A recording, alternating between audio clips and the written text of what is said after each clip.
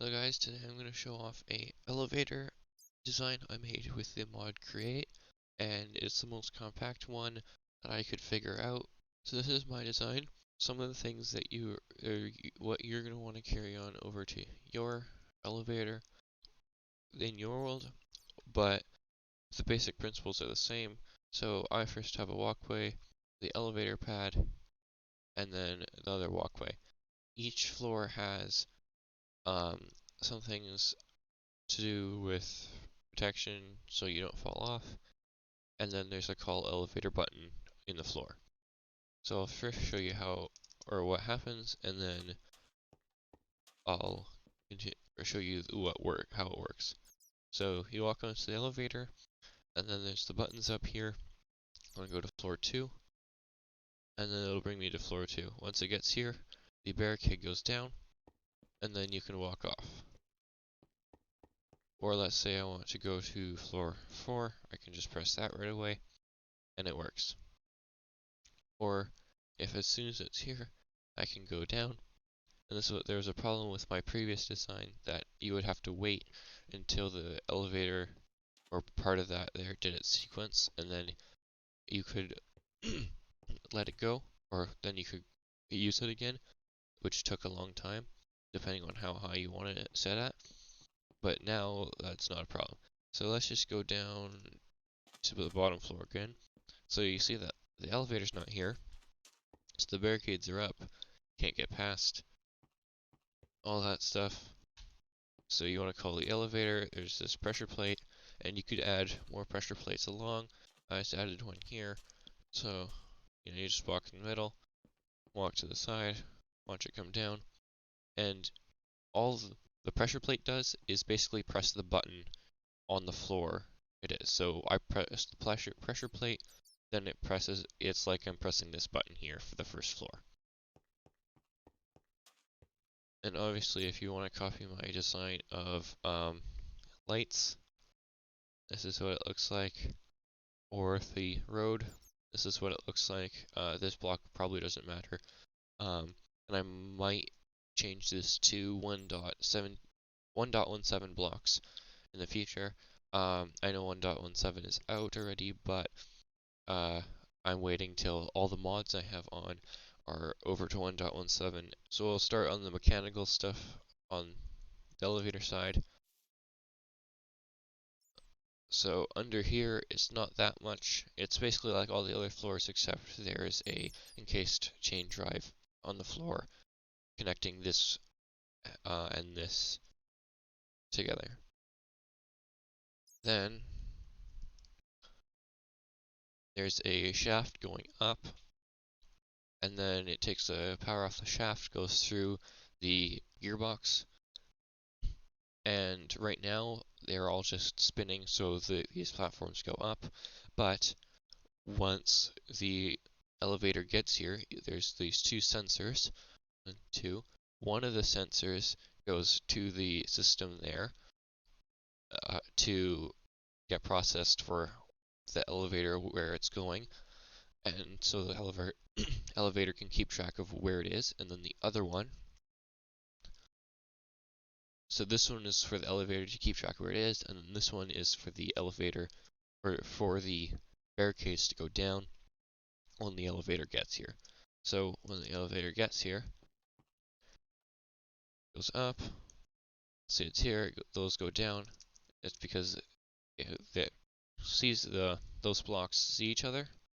So once there's two there, both of them produce a redstone signal, and then the wireless redstone goes here, and it produces the signal into this block, which switches the direction of the drive, and then it brings the barricades down. And that's the same for each level.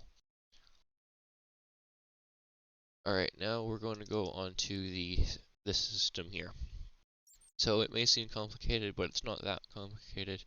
So you can see that, well, first we'll start. So this is in order, level number 1, 2, 3, 4, and then if I were to add any 5, 6, 7, 8, 9, 10, 11, 12, 13, 14, 15. The reason why I have 15 floors available to add, and I just didn't because I wanted to do only 4 for demonstration, because although using the World Edit mod is easy, it doesn't copy over the glue inside these pieces, and that's a little bit upsetting and complicated. So after redo all that, I just didn't want to. 4 would work. But the reason why I did 15 is because this elevator design, it being 1, 7, 7 this way, and 9 this way, that means that for my design, I could have 15 buttons in this top area.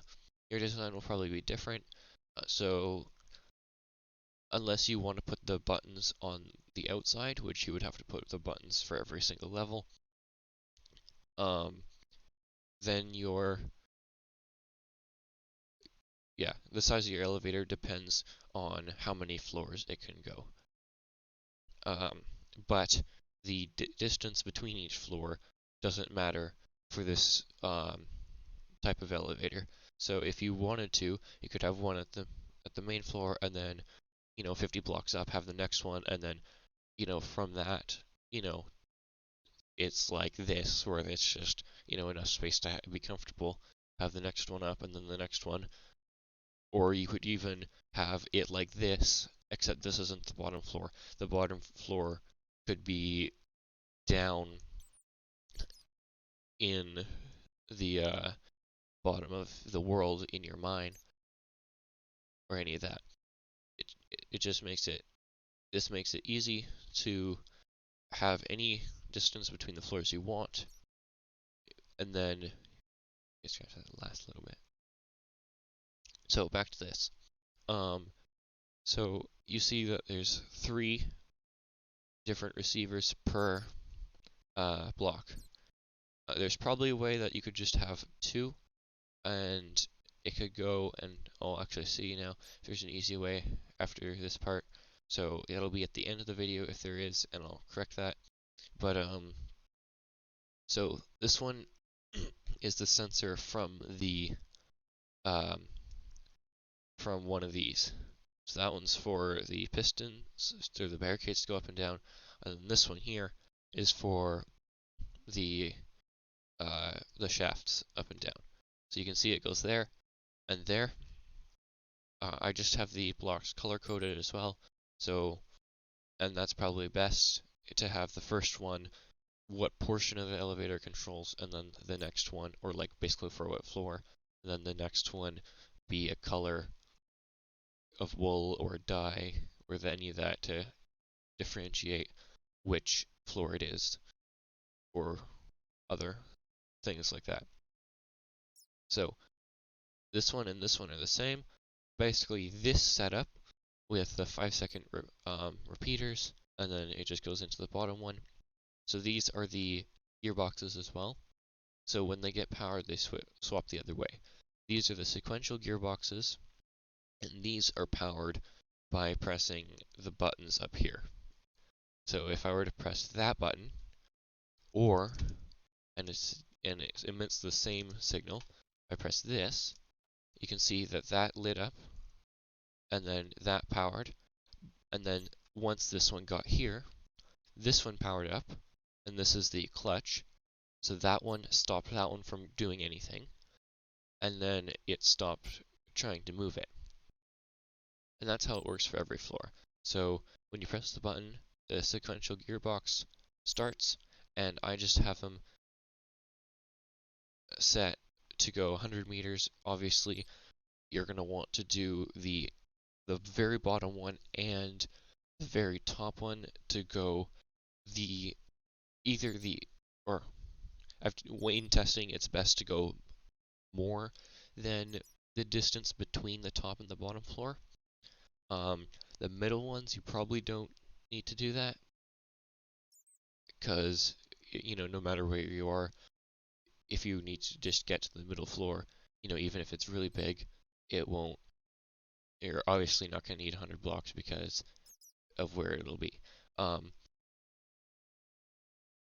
So yes, this system here detects where, or not necessarily where, but if the elevator should be going up or down. So all these ones here are telling the elevator to go in a certain direction. So that's going to be telling it to go down. But since it's here, it starts emitting a pulse here. So then this one gets carried over into here, and then it turns all the gearboxes into reverse. So then it will send it up next time you press a button on any of these. The clutches above are specifically for stopping the elevator when it gets to the floor. So if I were to press second floor, you can see here, then it worked, it turned it on, and then when it turns on, even though this has probably, almost 100 more meters to go, this one stopped because it's not getting powered anymore because this one made it stop. And now you can see that this is timed out, and it's this one that's being powered. So now it knows that if this one's powered, it's going to bring it down, or down to the first floor. And how I have it here, since there's 15 buttons that I can press, there's 3 rows of 5. It's not that complicated here. I just did, since there's a 5-second delay between each one, this one counts as the next one. So there's a 5-second delay, and then it goes around the back up to here to the first one here, just so it powers all of them. And here's the redstone, you can see, goes up, and then I had to do this in order for it to miss this one here, because otherwise it would keep on hitting or keep on powering that one, and it didn't like it, and the elevator went haywire. So that's the same for those two, and then for powering it, for now I just have a creative motor on here, but you can add any power source that you have, and then it goes here, and then this powers all of these, and it also goes and powers this for the protector barricades. And then this belt here is the output belt. So whenever the elevator is making an output, whether it be up here for the very top floors or over here for the very bottom floors, it all powers this belt, which then goes through, and in this case the floor, but it goes through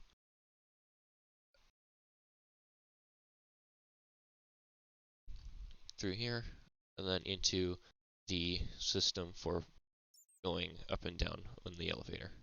Alright, so after a little bit more testing, I found out that the best way to have it is to have 2 receivers, because if the way I tested it, if you have too much of a delay, which is barely any, then the elevator gets messed up and stops 1 block above where it's supposed to stop.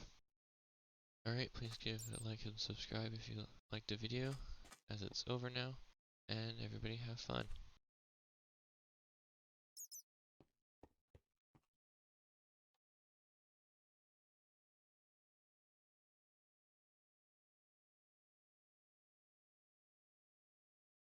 Oh, and then if anyone's wondering, the gun wad is Mr. Crayfish's gun wad.